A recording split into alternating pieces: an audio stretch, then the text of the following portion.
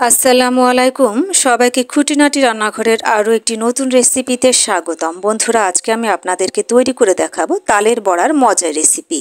প্রথমেই তালের পাল্প বের করে নেওয়া হবে। দেখুন, এভাবে তালের পাল্প বের করে নেওয়া হবে। আপনারা যারা তালের পাল্প বের করতে পারেন না, তারা এভাবে ভিডিওটি লক্ষ্য করে দেখুন, আপনারাও তালের পাল্প বের করতে পারবেন।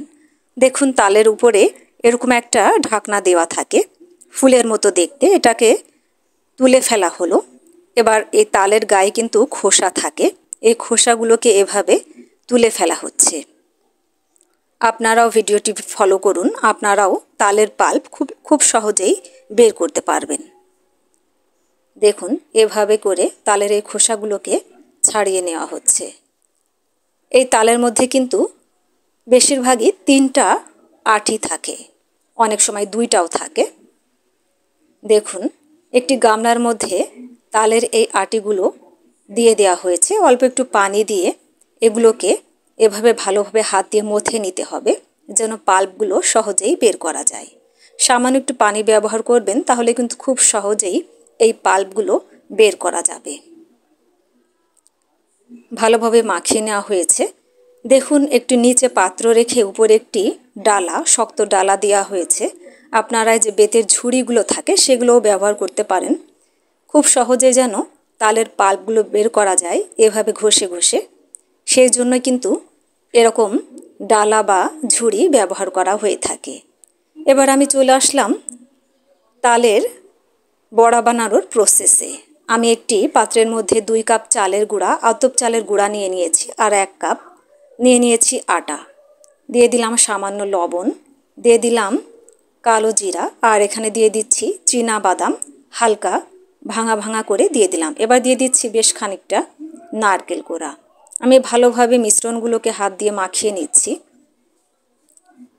চালের গুঁড়ার সাথে আটা মিশিয়ে তালের বড়া বানালে কিন্তু অনেক সফট হয়।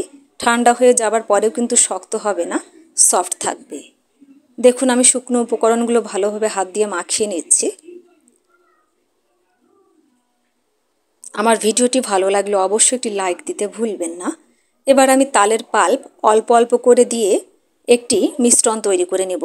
একবারে কিন্তু বেশি তালের পাল্প দেওয়া যাবে না, তাহলে কিন্তু পাতলা হয়ে যেতে পারে। এই জন্য অল্প অল্প করে তালের পাল্পগুলো দিয়ে একটা ব্যাটার তৈরি করে নিতে হবে। আমি এখনো পর্যন্ত চিনি দেইনি, চিনিটা পরে দিব। ব্যাটারটাকে ভালোভাবে হাত দিয়ে মাখিয়ে নিতে হবে। দেখুন, মাখতে মাখতে কিন্তু এইরকম হয়েছে, একটু শক্ত আছে, কারণ এর মধ্যে এখনো চিনি দেওয়া হয়নি। চিনি দিলে কিন্তু ব্যাটারটা আরও পাতলা হয়ে যাবে। এই জন্যই চিনিটা পরে দিবেন, আগে দিবেন না। এবার আমি চিনি দিয়ে দিচ্ছি। চিনিটা দিয়ে আমি আবারও মেখে নিচ্ছি। আপনারাও তালের বড়া বানানোর সময় এই প্রসেসগুলো ফলো করবেন, তাহলে কিন্তু আপনাদের তালের বড়াও পারফেক্ট হবে। দেখুন, মিশ্রণটা এভাবে মাখানো হয়ে গিয়েছে। এবার আমি তালের বড়াগুলো ভেজে নিব। আমি গ্যাসের চুলায় চলে এসেছি, গ্যাসটাকে অন করে দিয়েছি। একটা কড়াই বসিয়ে দিয়েছি, এর মধ্যে দিয়ে দিয়েছি রাইস ব্রান অয়েল। আপনারা সয়াবিন তেলও দিতে পারেন। তেলটা গরম হয়ে গেলে আমি এভাবে বড়ার আকারে ভেজে নিব। তেলটাকে হাই হিটে গরম করে তারপরে লোতে দিয়ে তালের বড়াগুলো ভেজে নিতে হবে। তা না হলে কিন্তু হাই হিটে যদি আপনারা তালের বড়াগুলো ভাজতে যান, তাহলে কিন্তু বেশি পুড়ে যাবে, ভেতরে কাঁচা থাকতে পারে। এজন্য অবশ্যই হাই হিটে তেলটাকে গরম করে তারপরে লোতে দিয়ে তালের বড়াগুলো ভেজে নেবেন। আমি ভালোভাবে তালের বড়াগুলোকে ভেজে নিব একটি ঝাঁঝরির সাহায্যে। আমি আস্তে আস্তে তালের বড়াগুলোকে নেড়ে দিচ্ছি, যেন ভেঙে না যায়। তারপরে গোল্ডেন ব্রাউন করে আমি তালের বড়াগুলোকে ভেজে নিব। বন্ধুরা, যারা আমার এই ছোট্ট চ্যানেলটিকে সাবস্ক্রাইব করেছেন তাদেরকে অসংখ্য ধন্যবাদ। আর যারা এখনও পর্যন্ত আমার চ্যানেলটিকে সাবস্ক্রাইব করেননি, তাদের প্রতি অনুরোধ রইল আমার চ্যানেলটিকে সাবস্ক্রাইব করে দেওয়ার জন্য। দেখুন, তালের বড়াগুলো ভাজা হয়ে গিয়েছে, গোল্ডেন ব্রাউন কালার হয়ে এসেছে। আমি এবার নামিয়ে নিচ্ছি। আপনারাও বাসায় এভাবে তালের বড়া বানিয়ে খাবেন, দেখবেন অনেক বেশি সুস্বাদু হবে।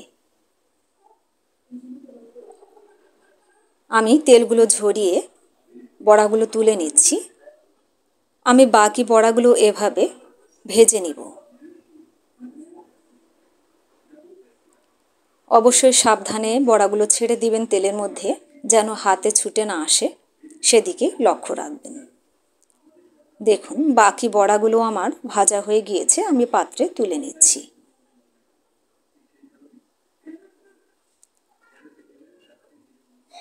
দেখুন খুব সহজেই তৈরি হয়ে গেল সুস্বাদু তালের বড়া।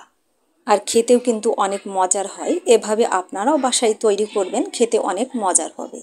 একটি ভেঙে আমি আপনাদেরকে দেখাচ্ছি। দেখুন ভেতরটা একদম সফট আছে, উপরটা কিন্তু মুচমুচে হয়েছে। তো বন্ধুরা আজ আর নয়, আবারও দেখা হবে অন্য কোনো দিন নতুন কোনো রেসিপি নিয়ে। সে পর্যন্তই সবাই ভালো থাকুন, সুস্থ থাকুন, নিরাপদে থাকুন, খুঁটিনাটি রান্নাঘরের সাথেই থাকুন। আল্লাহ হাফেজ।